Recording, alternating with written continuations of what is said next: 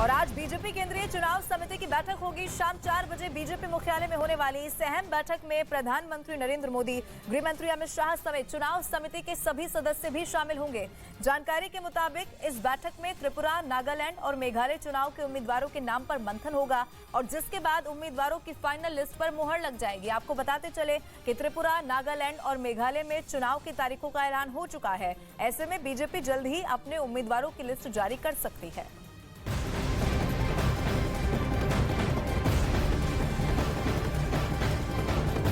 और बिहार के सीएम नीतीश कुमार और उपेंद्र कुशवाहा के बीच तनातनी और भी अब ज्यादा तेज हो चुकी है। उपेंद्र कुशवाहा को लेकर सीएम नीतीश कुमार ने कहा कि वो पार्टी में रहें तो अच्छा, ना रहें तो उनकी इच्छा। वहीं इस बयानबाजी के बीच उपेंद्र कुशवाहा आज दोपहर 12 बजे प्रेस कॉन्फ्रेंस भी करने वाले हैं और लिखा कि वो अपना हिस्सा छोड़कर नहीं जाएंगे।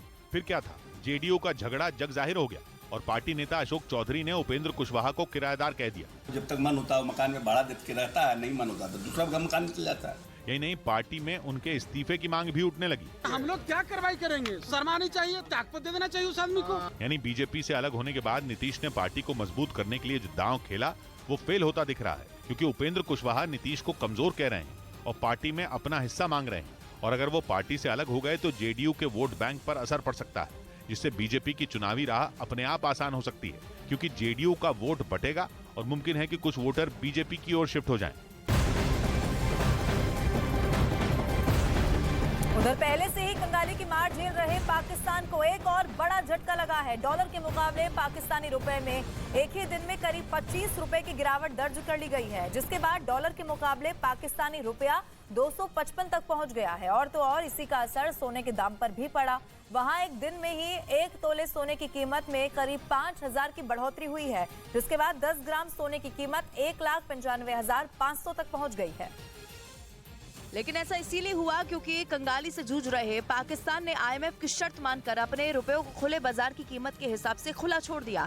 असल में पाकिस्तान में महंगाई अब तक के अपने सबसे ऊंचे स्तर पर है। अनाज और सब्जियों में तो जैसे आग लगी हुई हो, जबकि बिजली संकट की मार तो पाकिस्तान झेल ही रहा है, जिससे निपटने के लिए उसने आईएमएफ से कर्ज मांगा था। लेकिन आईएमएफ ने पाकिस्तान को कह दिया कि उधार केवल एक सहारे के तौर पर मिल सकता है, लेकिन कमाई का विकल्प नहीं बन सकता।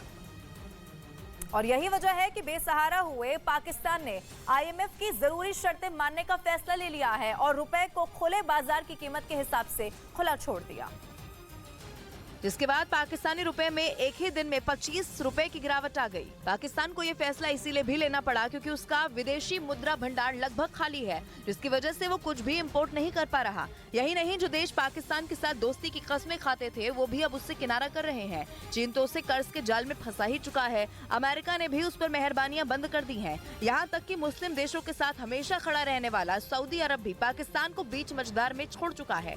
इसीलिए आईएमएफ के आगे झुकने के अलावा पाकिस्तान के सामने कोई दूसरा रास्ता नहीं था। न्यूज़ 18 इंडिया की web series FIR number 208 streaming सून।